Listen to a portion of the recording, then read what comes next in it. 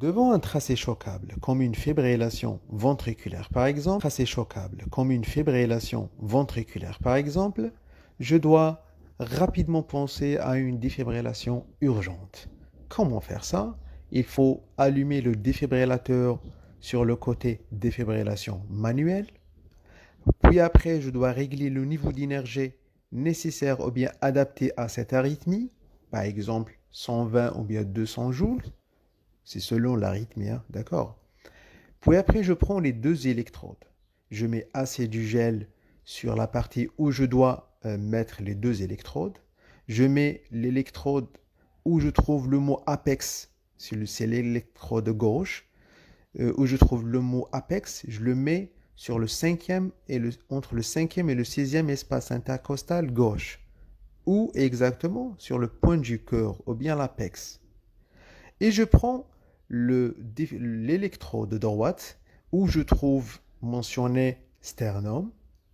Alors je le mets où? En paire asternale droite. Ou bien au-dessous du clavicule droit. D'accord? Et n'oubliez pas de mettre assez du gel pour éviter les brûlures. Ou bien éviter bien sûr les brûlures. Puis après, sur l'électrode comme sur l'appareil de défibrillation, je trouve des boutons. Les boutons, par exemple le bouton jaune, il sert à déclencher le chargement de l'énergie. D'accord? Et je trouve le même bouton jaune sur l'électrode gauche. D'accord? Il sert à quoi? Il sert à déclencher le chargement de l'énergie. D'accord? Et je trouve sur l'électrode droit, ou bien droite, des boutons où je trouve le signal plus et moins. Ça sert à quoi toujours? Ça sert à régler aussi le niveau d'énergie. Ce sont des boutons qui se trouvent sur les électrodes et se trouvent sur l'appareil, sur le défibrillateur. D'accord? Et entre les deux électrodes, je trouve un bouton orange sur les deux électrodes. Il sert à quoi? Il sert à délivrer l'énergie ou bien choquer. Alors je mets les deux électrodes sur les parties adaptées. Appuyer sur le bouton jaune. Ce bouton, il sert à déclencher le chargement. Et comment je peux le savoir? J'entends une tonalité de chargement. D'accord?